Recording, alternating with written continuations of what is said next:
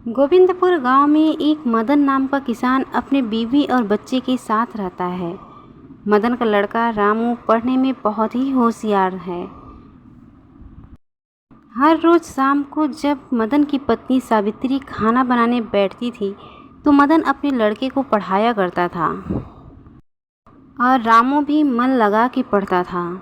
जो भी प्रश्न उसको नहीं आता था वो अपने पिता से मदन लाल से बहुत ही अच्छे से पूछता था और मदन हर प्रश्न को बहुत अच्छे से समझाते थे।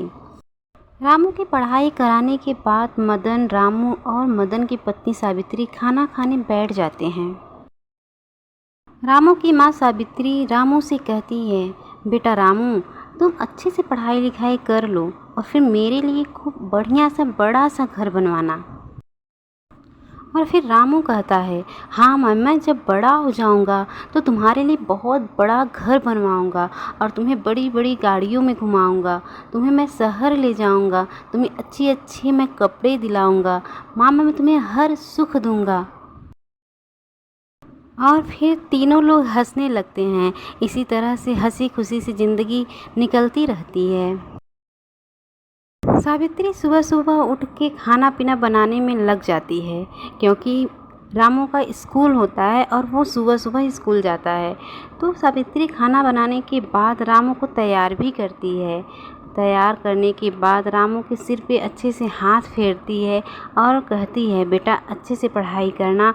और रामू अपनी माँ को एक झप्पी देता है और फिर निकल जाता है पढ़ने के लिए। फिर सावित्री मदन के पास आती है और मदन से कहती है, चलिए आप भी खाना खा लीजिए, फिर उसके बाद खेत में भी तो जाना है, खेत का काफ़ी काम पड़ा है। फिर मदन कहता है, नहीं सावित्री, खेत का काफ़ी काम है तो मैं पहले खेत का काम निपटा के फिर आता हूँ। और वो कुदाल लेकर खेत में चला जाता है। मदन के जाने के बाद सावित्री भी अपने घर की साफ़ सफाई करने लग जाती है। बस इसी तरह से हर रोज़ की ज़िंदगी सावित्री, मदन और रामू की निकलती रहती है।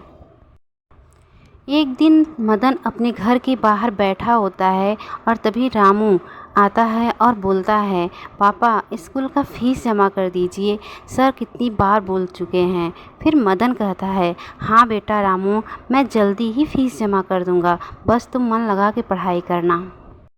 एक दिन मदन अपने खेत पे काम करने जा रहा होता है कि रास्ते में उसे उसके पड़ोसी शिरोमन मिल जाते हैं और शिरोमन कहते हैं, मदन अपने बेटे को इतना मत पढ़ाओ, नहीं तो एक दिन तुम्हें ही छोड़ के वो चला जाएगा। फिर मदन कहता है, मैं तो अपना फ़र्ज निभा रहा हूँ, मेरे तकदीर में जो होगा वही होगा। फिर शिरोमन कहते हैं, मदन अभी भी टाइम है, अपने बेटे को खेती गृहस्थी सिखा दो, तुम्हारे साथ रहेगा, तुम्हारे पास रहेगा, तुम्हारे बुढ़ापे का सहारा बना रहेगा। लेकिन मदन एक भी नहीं सुनता है, वो वहाँ से चला जाता है। एक दिन सावित्री भी खेत में जा रही होती है। उसकी पड़ोसन हेमलता उसको रास्ते में मिल जाती है और हेमलता कहती है, सावित्री सुना है तुम्हारा बेटा पढ़ने में बहुत अच्छा है, अच्छी बात है, लेकिन उसको ज़्यादा मत पढ़ाना, बस उसको थोड़ी बहुत जानकारी होने तक पढ़ा दो, नहीं तो वो अगर नौकरी करने लगा तो तुम लोग को भूल जाएगा। उसको खेती बाड़ी सिखा दो, वो यहीं रहेगा तुम लोग के सामने। लेकिन सावित्री अनसुना करके चली जाती है। रामू अब बड़ा हो चुका था और उसके सारे दोस्त शहर जा रहे थे पढ़ाई करने के लिए। वो अपने पापा मदन को बताता है तो मदन कहता है, बेटा रामू, तुम भी जाके शहर अच्छे से पढ़ाई करो लो। फिर रामू कहता है, पापा अपने पास इतने पैसे कहाँ से आएंगे, आप कितनी मेहनत से करके हमें पढ़ाते हैं। फिर मदन कहता है, रामू तुम जाने की तैयारी करो, पैसे की टेंशन बिल्कुल भी ना लो, वो तो मैं देख लूँगा। फिर रामू जाने के लिए तैयार हो जाता है। मदन रामू को तो कह देता है लेकिन बड़े टेंशन में बैठा होता है और तभी सावित्री आ जाती है। सावित्री पूछती है, क्या हुआ जी, आप इतने टेंशन और इतने उदास में क्यों बैठे हैं। फिर मदन कहता है, नहीं ऐसी कोई बात नहीं है।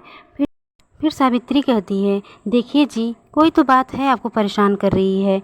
20 साल हो गए आपके साथ रहते मुझे, इतने समय में मैं अब समझने लगी हूँ कि आपको कौन सी बात खुश करती है और किस बात से आप दुखी रहते हैं, तो अब आप बता दीजिए क्या बात है। फिर मदन कहता है, हाँ सावित्री, रामू को तो मैं शहर भेजने के लिए तैयार हो गया, लेकिन मेरे पास पैसे नहीं हैं, क्या देकर उसको मैं भेजूँ, कैसे मैं भेजूँ, यही बात परेशान करती है मुझे। फिर सावित्री कहती है, सुनिए जी, मेरे पास जो ज्वेलरी है ना, आप उसको बेच दीजिए और उससे जो पैसे बनते हैं वो रामू को दे दीजिए। फिर मदन कहता है, क्या सावित्री, तुम्हें तो मैं कोई खुशियाँ नहीं दे सका, जो तुम्हारे पास है मैं उसे भी बेच दूँ? नहीं, मैं ये नहीं कर सकता। फिर सावित्री कहती है, कैसी बात कर रहे हैं आप? रामू मेरा बेटा नहीं है, वो पढ़ लिख लेगा तो मेरे लिए ज्वेलरी क्या, सब कुछ ला देगा। मदन तैयार हो जाता है और सावित्री की ज्वेलरी बेच के रामू को पैसा दे देता है। रामू आज शहर को जाने वाला है। सावित्री बोलती है, बेटा टाइम से खाना पीना खाना। और मदन कहता है, बेटा वहाँ अनजान लोगों से दूर रहना, अच्छे से पढ़ाई करना और अच्छे से अपना ख्याल रखना, और किसी भी चीज़ की ज़रूरत हो तो तुरंत फ़ोन करना। माता पिता बेटे को समझाने लग जाते हैं। शहर पहली बार जा रहा है। फिर रामू कहता है, हाँ मम्मी पापा, मैं ज़रूर अपना ध्यान रखूँगा और आप लोग भी अपना अच्छे से ख्याल रखना। इतना कह के रामू शहर के लिए निकल जाता है।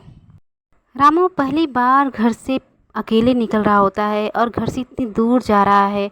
ये सब सोच के सावित्री रोने लग जाती है और फिर मदन समझाते हैं, सावित्री रो नहीं, बच्चे को पढ़ने के लिए तो घर से दूर जाना ही पड़ता है, और तो और उसे बड़ा आदमी बनना है, अच्छे से अपनी ज़िंदगी गुजारना, हम लोग की तरह गरीबी में नहीं जीना है उसको। तो ये सब के लिए तो घर से जाना ही पड़ेगा ना, कुछ पाने के लिए कुछ तो खोना पड़ेगा। सावित्री अपने आप पे काबू करो। फिर सावित्री कहती है, ना जाने मेरा बेटा वहाँ कैसे रहेगा, कैसे बनाएगा, कैसे खाएगा, मुझे बहुत टेंशन होती है। और ऐसा तो नहीं हम लोग को भूल तो नहीं जाएगा।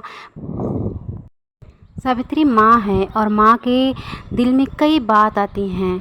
मदन फिर सावित्री को समझाता है और इसी तरह से मदन और सावित्री की ज़िंदगी चलती है। फिर एक दिन रामू फ़ोन करता है और अपने पिताजी को बताता है, पिताजी मैं पास हो गया, मेरी नौकरी लग गई। मदन सुनकर खुश हो जाता है और कहता है, बेटा बहुत अच्छी खबर सुनाए, बहुत खुशी की बात है। फिर रामू कहता है, पिताजी माँ कहाँ है, माँ से बात कराइए, आप लोग कैसे हैं। फिर सावित्री फ़ोन ले लेती है और सावित्री पूछती, बेटा कैसे हो, बेटा तुम पास हो गए, मैं बहुत खुश हूँ, नौकरी लग गई तुम्हारी, मैं बहुत ही ज़्यादा खुश हूँ। फिर रामू कहता है, अच्छा माँ मैं रखता हूँ, आज ऑफिस का पहला दिन है तो माँ आज मैं लेट नहीं करना चाहता हूँ, माँ मैं शाम को बात करूँगा, कह के रामू फ़ोन रख देता है।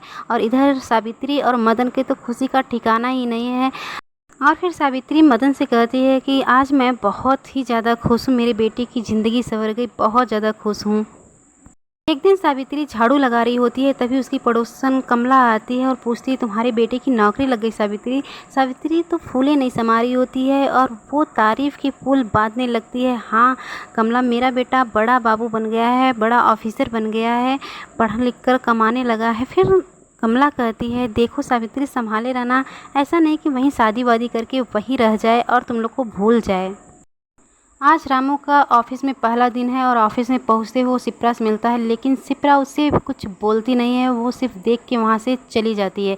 और फिर रामू अपने घर पे फ़ोन करता है और अपनी माँ से कहता है, माँ आज मैं ऑफिस में आ गया हूँ और मुझे ऑफिस की तरफ से एक मोबाइल मिली है, माँ मैं आज बहुत खुश हूँ। माँ बोलती है, हाँ बेटा तुम्हारी इस खुशी में ही हम लोग की खुशी है, आज हम लोग भी बहुत ज़्यादा खुश हैं। फिर सावित्री बोलती है, बेटा अपना ध्यान रखना। फिर रामू भी बोलता है, हाँ माँ आप लोग भी अपना ध्यान रखना और किसी भी चीज़ की ज़रूरत हो तो तुरंत बोलना। और फिर फ़ोन रख देता है।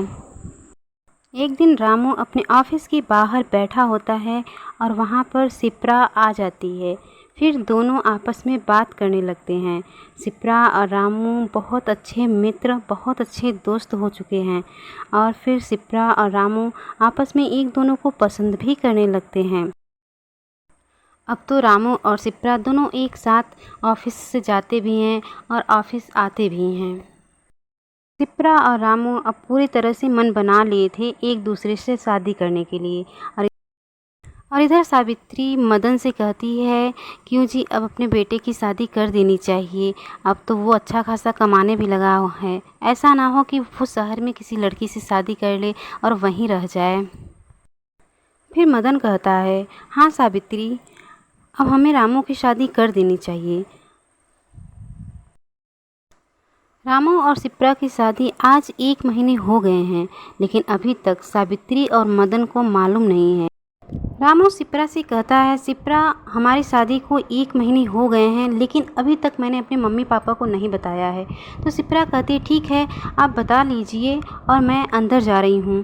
ऐसा बोलती है जैसे उसे कोई मतलब ही ना हो उसके परिवार से, और वो फिर अंदर चली जाती है। और इधर मदन सावित्री से कहता है, सावित्री आज मुखिया जी मिले थे, वो अपने रामू की शादी की बात कर रहे थे, हम रामू को फ़ोन करके बुला लेते हैं। और मदन रामू को फ़ोन करता है और कहता है, बेटा रामू तुम घर चले आओ, मुखिया जी किसी लड़की की फ़ोटो लेकर कल आने वाले हैं। तो फिर अभी तक मदन की बात पूरी हुई नहीं रहती है, तब तक रामू कहता है, पापा मैं तो शादी कर चुका हूँ।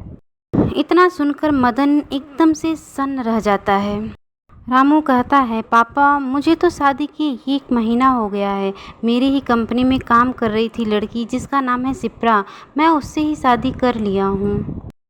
इतना सुनते ही मदन एकदम सन्न हो जाता है, उसकी ज़ुबान से एक भी आवाज़ नहीं निकलती। इधर सावित्री घबरा जाती है, वो कहती है, क्या हुआ जी, आप बात करते करते चुप क्यों हो गए, क्या बात है, आप मुझे फ़ोन दीजिए। और इतना कह के वो मदन से फ़ोन ले लेती है और फिर वो रामू से बात करने लग जाती है। रामू भी अपनी माँ को अपनी शादी की बात बताता है, माँ मैं शादी कर लिया हूँ, लड़की का नाम शिप्रा है, मुझे 1 महीने हो गए हैं शादी किए। माँ बोलती है, बेटा ये तो क्या कह रहा है, हम लोग यहाँ शादी के सपने बुन रहे हैं, यहाँ पे मुखिया जी शादी करने के लिए लड़की दिखा रहे हैं, तुम वहाँ शादी करके बैठे हो, एक बार बता तो दिए होते, तुमने ये क्या किया। बेटा रामू तुमने तो हमें कहीं का नहीं छोड़ा, हम तो गांव में मुंह दिखाने के लायक नहीं हैं, गांव वाले हम लोग को क्या बोलेंगे। फिर रामू कहता है, माँ ये सब फालतू की बातें हैं, ये सब बातें आप ना कीजिए। और फिर वो कहते हुए फ़ोन रख देता है। फ़ोन रखने के बाद सावित्री कुछ बोलती नहीं है, वो सीधा मदन के लिए खाना लेने चली जाती है। मदन खाना की तरफ देखता भी नहीं है, वो चुपचाप उठकर अपने रूम में चला आता है और पीछे पीछे सावित्री भी आ जाती है। आज मदन बहुत ज़्यादा दुखी था। सावित्री मदन को समझाती है। सावित्री मदन को समझाते हुए कहती है, जाने दीजिए जी, अच्छा ही हुआ वो शादी कर लिया, हो सकता है हम लोग की पसंद उसको अच्छी न लगती। लेकिन मदन एक वर्ड नहीं बोलता, एक शब्द नहीं बोलता, वो बेड पे जाके एक साइड सो जाता है। आज वो बहुत ज़्यादा तकलीफ़, बहुत ज़्यादा दुखी में होता है और सावित्री को नींद नहीं आती है, वो एक साइड कोने में बैठी बस सोच रही थी। और अगले दिन फिर सावित्री और मदन अपने अपने काम में लग जाते हैं। एक दिन सावित्री बैठी हुई थी तो वो मदन से बोलती है, देखिए जी अपना ही बेटा है, गलती तो वो बहुत बड़ी की है, माफ़ तो हम नहीं कर सकते उसको, लेकिन क्या करें, बेटा तो अपना है, हमारे बुढ़ापे का वही सहारा है। तो ऐसा करते हैं जी, उसको बुला लेते हैं और एक बहुभोज रख देते हैं। फिर मदन भी बड़े दबे मन से हाँ कह देता है। फिर सावित्री रामू को फ़ोन करती है और घर आने के लिए कहती है। फिर रामू कहता है, कुछ खास काम है क्या माँ। फिर सावित्री कहती है, नहीं रामू खास काम तो नहीं है, लेकिन अभी तक तुम्हारे शादी के बारे में गांव वाले जानते नहीं हैं, और वैसे भी हम लोगों ने भी बहू को नहीं देखा है, तो आ जाते तो हम लोग भी देख लेते और गांव वाले भी। फिर रामू कहता है, क्या माँ गांव वाले, चलो माँ ठीक है, मैं देखता हूँ, अगर छुट्टी होगी तो आ जाऊँगा और नहीं होगी तो कोई बात नहीं, वैसे भी गांव वाले से कोई मतलब नहीं है मेरा। फिर सावित्री कहती है, ठीक है बेटा देख लेना, आ जाते तो अच्छा था। फ़ोन रखने के बाद रामू शिप्रा के पास आता है और फिर शिप्रा से बोलता है, शिप्रा माँ का फ़ोन था, वो तुम्हें देखी नहीं है और वो तुम्हें गांव बुला रही हैं, एक बहुभोज यानी कि रिसेप्शन रखने के लिए, सबको बताने के लिए कि हमारी शादी हो गई है, अभी तक हमारे गांव में कोई जानता नहीं है, तो क्या तुम चलोगी। फिर शिप्रा तेज़ी से खड़ी होती है और कहती, गांव नहीं नहीं, मैं तो गांव नहीं जाऊंगी, धूल मिट्टी कचड़े और सबसे बड़ी बात गर्मी, मुझे साड़ी पहनना पड़ेगा, मैं नहीं जा रही हूँ गाँव। आप ऐसा करो कि माँ को बुला लो, माँ मुझे भी देख लेंगी और शहर भी घूम लेंगी। देखो रामू, तुम तो आज कह दिए मुझे गांव जाने के लिए, दोबारा कभी कहना मत, क्योंकि मुझे गांव से सख्त एलर्जी है, मैं गांव कभी नहीं जाना चाहती। और इतना कहते हुए शिप्रा वहां से चली जाती है। शिप्रा के जाने के बाद रामू माँ को फ़ोन करता है और माँ से कहता है, माँ हमारी छुट्टी नहीं है, ऑफिस में बहुत बड़ी मीटिंग होने वाली है तो हम नहीं आ पाएंगे। माँ ऐसा करो तुम ही चली आओ, तुम शहर भी घूम लोगी और फिर शिप्रा को भी देख लोगी। और फिर सावित्री कहती है, बेटा ठीक है, मैं देखती हूँ, तुम्हारे पापा से पूछती हूँ। फिर रामू कहता है, ठीक है माँ, जैसा हो बता देना, मैं स्टेशन तक लेने चला आऊँगा। इतना कहने के बाद रामू फ़ोन रख देता है। फिर सावित्री मदन से कहती है, सुनिए जी, रामू मुझे बुला रहा है, वहाँ बोल रहा है मैं शहर भी घूम लूँगी और शिप्रा को भी देख लूँगी, तो आप क्या कह रहे हैं, जाऊँ कि रहने दूँ? लेकिन मदन साफ साफ मना कर देता है, बोलता नहीं सावित्री नहीं जाओ। लेकिन सावित्री नहीं मानती और वो चली जाती है। और फिर सावित्री रामू के साथ शहर आ जाती है, रामू के घर आ जाती है और वो देखती है शिप्रा बैठी रहती है और रामू बताता है कि माँ ये तुम्हारी बहू है। और शिप्रा फिर बोलती है नमस्ते आंटी। और फिर रामू से कहती है देखिए जी, इनको इनका कमरा दिखा दो, और फिर कह के वहाँ से चली जाती है। शिप्रा के जाने के बाद सावित्री कहती है, क्या रामू, किस लड़की से शादी किया है तू?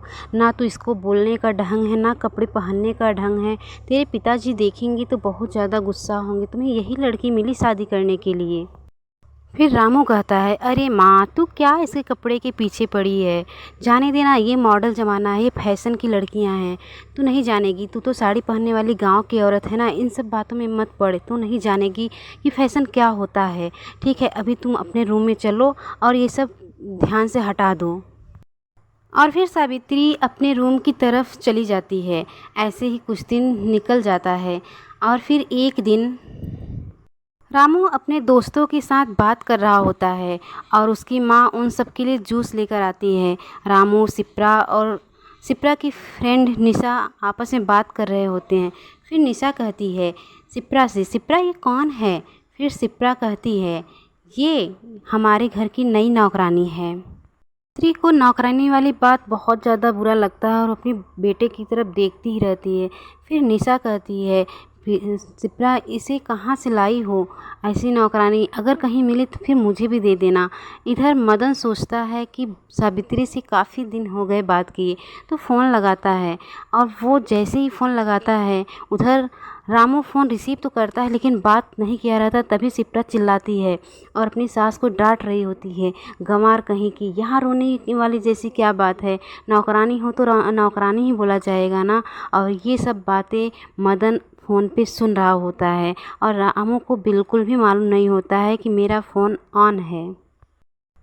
मदन ये सब बात सुनकर बहुत ही दुखी होता है और वो सोच लेता है कि अब मैं सावित्री को घर लेके आऊँगा। और इधर सावित्री प्रिसा की बात से बहुत ज़्यादा दुखी हो जाती है और रोते हुए वो अंदर चली जाती है। फिर एक दिन प्रिसा और रामू बैठ के सोच रहे होते हैं। प्रिसा कहती है मेरा सारा पार्टी, सब मेरे दोस्तों का बदनामी हो गया, मेरी पार्टी ख़राब हो गई। वो रामू की माँ पे ही अपना गुस्सा उतार रही होती है। एक दिन सावित्री झाड़ू लगा रही होती है और प्रिसा और रामू बैठकर बात कर रहे होते हैं और तभी वहाँ पे मदन आ जाता है। मदन दरवाजे पे खड़ा होकर देखता है उसकी पत्नी सावित्री झाड़ू लगा रही है और बेटा और बहू बैठकर बात कर रहे हैं। मदन दरवाजे पे खड़ा होकर सोच रहा होता है किस लिए आई थी सावित्री, क्या कर रही है, और तेज़ी से चिल्लाता है सावित्री। उसकी आवाज़ सुनकर रामू और प्रिसा खड़े हो जाते हैं। मदन तेज़ी से सावित्री के पास आता है और सावित्री मदन को देख के रोने लग जाती है। मदन बोलता है सावित्री, तुम्हें मैं मना कर रहा था ना, मत जाओ। इसी दिन के लिए आई थी यहाँ पे, झाड़ू पोछा करने के लिए, नौकरानी बनने के लिए यहाँ आई थी। और तेज़ी से चिल्लाते हुए डांटने लगता है। सावित्री को डांटते हुए मदन कहता है बस करो सावित्री, बस बहुत हुआ रोना। अभी तुम अपना सामान लेकर आओ, तुम मेरे साथ गांव चलो, तुम्हें मैं यहाँ पे 1 मिनट नहीं रहने दूंगी। ये हमारा बेटा एकदम से बदल गया है। सावित्री तुरंत जाती है अपना सामान लेने।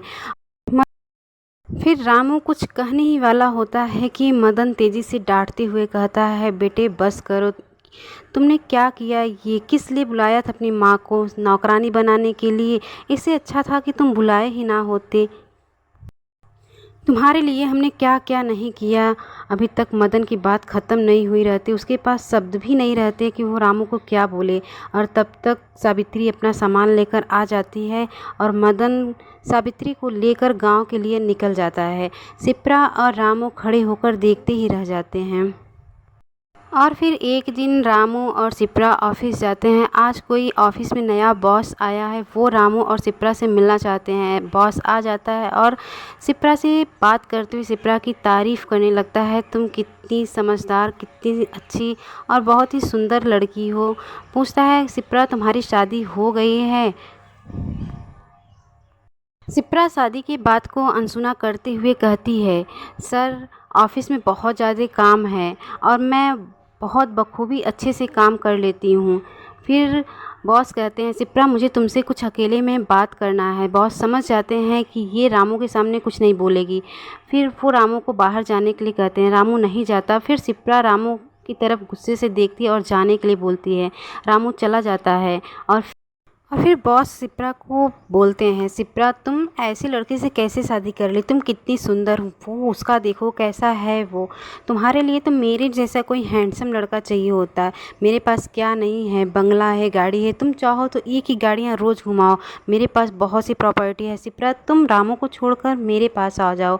लेकिन शिप्रा कुछ बोलती नहीं है और वो वहाँ से चली जाती है। लेकिन कहीं न कहीं बॉस की कही हुई बात शिप्रा के मन में बैठ जाती है और इधर बॉस खड़े होकर शिप्रा को देखते ही रह जाते हैं। फिर एक दिन रामू घर पे आ गया होता है ऑफिस से और आकर शिप्रा का वेट करता है। अभी तक शिप्रा घर नहीं आई होती है, काफ़ी लेट हो गया है। रामू एकदम गुस्से में लाल हुआ रहता है। तभी शिप्रा आ जाती है और शिप्रा जैसे ही आती है, रामू शिप्रा की तरफ देखते ही एकदम गुस्से में हो जाता है और बोलता है, अभी तक तुम कहाँ थी? खाना भी नहीं बना है, तुम्हें कुछ याद रहता है कि नहीं? ऑफिस इतना लेट कोई आता है, मैं भी ऑफिस जाता हूँ, कितना टाइम लगता है, तुम कहाँ थी? कुछ जवाब दोगी? फिर शिप्रा बोलती है, मैं तुम्हारी नौकरानी नहीं हूँ जो तुम्हारे लिए मैं खाना बनाऊँगी। और वैसे भी मैं दूसरी शादी करने वाली हूँ बॉस के साथ। उनके पास बहुत ही ज़्यादा प्रॉपर्टी है। आज शिप्रा अपनी असली रूप में आ जाती है। किस लिए रामू से शादी की थी आज वो सब बताती है। वो बोलती है, जब मैं तुमसे शादी की थी तो तुम्हारी सैलरी मुझसे ज़्यादा थी और इसीलिए मैं तुमसे शादी की थी। तुम्हारे पैसों में मैं ऐश करूँगी, लेकिन मुझे क्या पता था कि तुम्हें घर पे भी खर्च देने होते हैं। इधर रामू फिर बोलता है, शिप्रा तुम कैसी बात कर रही हो? तुम्हारे लिए मैंने अपना घर परिवार, अपने माता पिता सबको छोड़ा और तुम मुझे छोड़ने की बात कर रही हो? मैं बहुत बड़ा मूर्ख था जो तुझ जैसी लड़की के चक्कर में पड़ गया। तुम्हारी वजह से मैंने अपने देवता जैसे माँ बाप को ठुकरा दिया। रामू शिप्रा से कहता है, तू क्या मुझे छोड़ेगी? मैं तुझे खुद छोड़ के जा रहा हूँ शिप्रा। तुम्हें मुबारक हो तुम्हारा वो बॉस और उसकी प्रॉपर्टी। इतना कह के वो वहाँ से चला जाता है। फिर रामू अपने घर पहुंच जाता है और देखता है वो उसके मम्मी पापा बैठे हुए होते हैं। वो बहुत शर्मिंदगी भरी कदम आगे बढ़ाता है और माँ को बुलाता है। माँ और मदन दोनों देखने लगते हैं। मदन तेज़ी से चिल्लाते हुए कहता है, रामू यहाँ क्यों आए हो? तुम देखने आए हो कि तुम्हारे माँ और पिता जिंदा हैं कि मर गए हैं? तुम यहाँ से चले जाओ। जितना अपमान किए हो क्या वो कम था जो चले आए हो? हमारी नज़रों से दूर हो जाओ। इतना सुनते ही मदन रोने लगता है।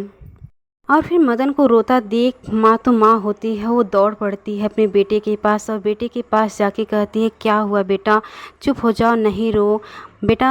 ये तुम्हारा ही घर है, माँ बाप ही तुम्हारे, तुम्हें अपनी गलती पे पछतावा है, इससे ज़्यादा मुझे कुछ नहीं चाहिए। बेटे चुप हो जाओ, क्यों रो रहे हो? कुछ तो बताओ। फिर रामू सब कुछ बताने लगता है। बोलता है, माँ शिप्रा की वजह से मैं तुम दोनों को छोड़ दिया, तुम दोनों का इतना अपमान किया और शिप्रा आज मुझे एक बॉस की वजह से छोड़ दी जिसके पास बहुत ज़्यादा प्रॉपर्टी, वो पैसे की भूखी थी। माँ मुझे माफ़ कर दो, पिताजी मुझे माफ़ कर दो। मैं शिप्रा को नहीं समझ पाया और उसकी वजह से आप दोनों को छोड़ दिया। आखिर माँ बाप तो माँ बाप ही होते हैं। फिर मदन और सावित्री का दिल पिघल जाता है और मदन समझाते हुए बोलता है, ठीक है बेटा रामू, आगे से ऐसी गलती नहीं करना, तुमने हमें बहुत तकलीफ़ दिया। फिर सावित्री कहती है, आज मैं बहुत ही खुश हूँ, आज मेरा परिवार फिर से पूरा हो गया, मेरा बेटा लौट आया। कोई बात नहीं रामू, तुम्हें अपनी गलती की पछतावा है, इतना ही बहुत है। अब हम तुम्हारी शादी धूमधाम से करेंगे, अपने पूरे सपने करेंगे। इतना कह के सब साथ में फिर से रहने लग जाते हैं।